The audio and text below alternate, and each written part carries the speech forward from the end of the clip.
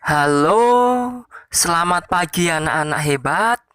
Jumpa lagi dengan Pak Denny di video pembelajaran tema 1, subtema 2, pembelajaran yang keempat. Apa kabar kalian hari ini?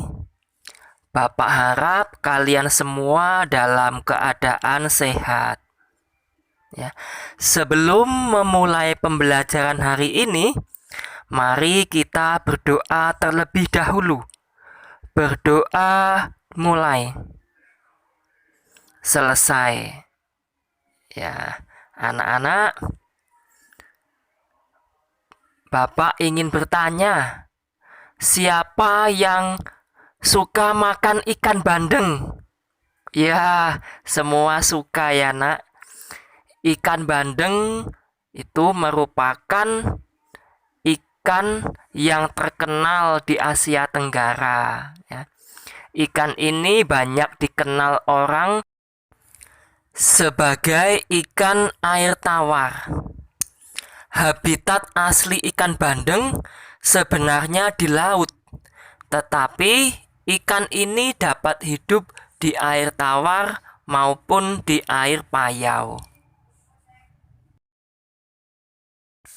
Mata pelajaran yang terkait dalam pembelajaran 4 ini adalah PPKN, Bahasa Indonesia, dan Matematika. Ikan bandeng asap merupakan salah satu oleh-oleh yang dapat ditemui di Sidoarjo, Jawa Timur. Banyak orang menyukai produk jenis ikan ini.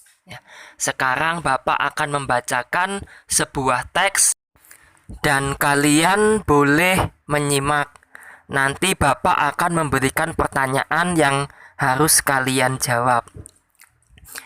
Edo membawa oleh-oleh ikan bandeng asap dari Sidoarjo. Ia membawa satu ikan ke sekolah untuk dibagikan kepada temannya saat makan siang. Potongan ikan hanya cukup untuk 6 orang. Saat makan siang tiba, selain sahabat-sahabatnya, 3 orang temannya yang lain ikut bergabung. Semuanya ada sekitar 9 orang mengelilingi meja kantin. Edo bingung. Pertanyaan pertama, apa yang harus dilakukan Edo saat ketiga teman lainnya datang? Pertanyaan kedua, apa yang harus dilakukan ketiga teman Edo saat tahu bahwa jumlah potongan ikan tidak cukup untuk semua orang?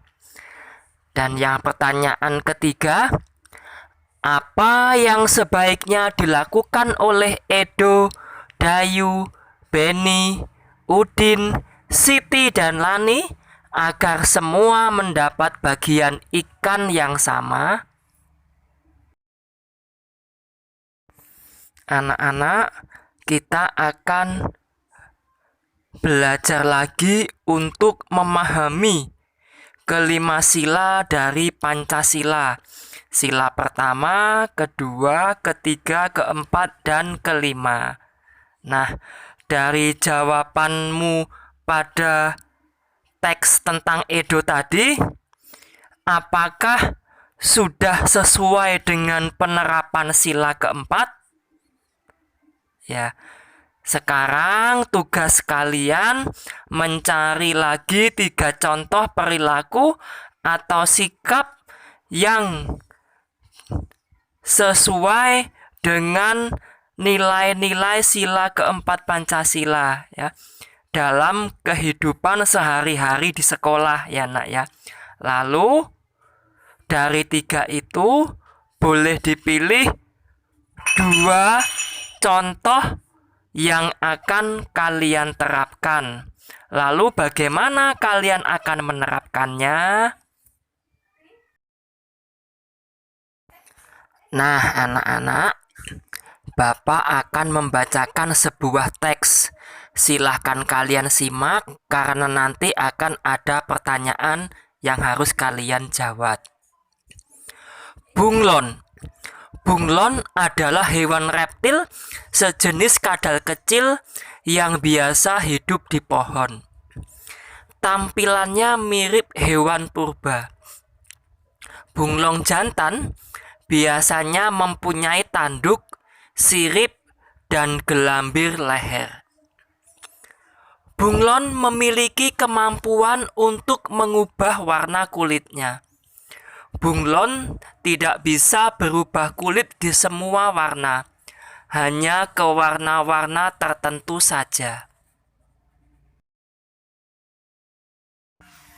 Nah, anak-anak, di pembelajaran sebelumnya kalian sudah mendengarkan teks laporan yang Bapak bacakan, ya, dan kalian membuat catatan pada diagram.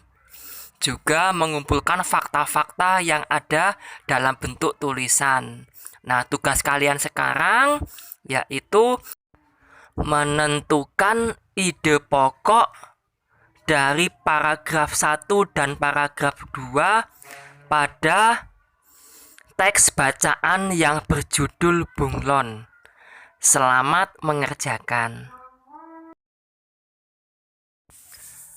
Keragaman hewan di Indonesia sangat mengagumkan, ya. Banyak jenis ikan yang dapat kita manfaatkan, dapat kita konsumsi karena sangat baik bagi kesehatan kita, ya. Dan salah satunya adalah ikan bandeng asap, ya. Ikan yang berasal dari lautan yang ada di Indonesia. Bapak mempunyai sebuah soal cerita, ya. Edo membawa kardus ikan bandeng asap untuk dibagikan kepada Beni, Siti, Lani, Udin, dan Dayu. Ia membawa 4 kardus berisi 2 ikan dan 4 kardus berisi 3 ikan. Teman-teman Edo membaginya sehingga setiap orang mendapatkan jumlah yang sama. Berapa ikan bandeng asap yang akan mereka bawa pulang? Selanjutnya, silahkan tulis jawaban kalian di buku latihan matematika. Untuk latihan selanjutnya, silahkan kerjakan yang B, itu ada 4 soal, dan yang C ada 4 soal. Silahkan diskusikan dengan guru kelas kalian masing-masing. Anak-anak, setelah kita belajar hari ini, ada 2 hal yang dapat kita renungkan dari pembelajaran yang telah kita lakukan. Yang pertama itu sikap apa yang sesuai dengan sila keempat Pancasila yang telah kalian terapkan hari ini. Lalu renungan yang kedua, sikap baik apa yang telah kalian pelajari terkait dari sila keempat Pancasila. Silahkan itu kalian renungkan anak-anak supaya kalian dapat memahami makna dari sila keempat Pancasila. Selanjutnya, untuk bekerja sama dengan orang tua, ya, kalian bisa mencari contoh sikap yang sesuai dengan sila keempat Pancasila yang kalian temui ataupun yang sudah kalian lakukan di rumah.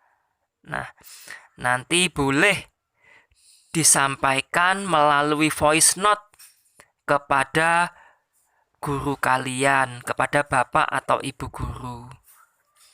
Anak-anak, pembelajaran kita hari ini sudah selesai.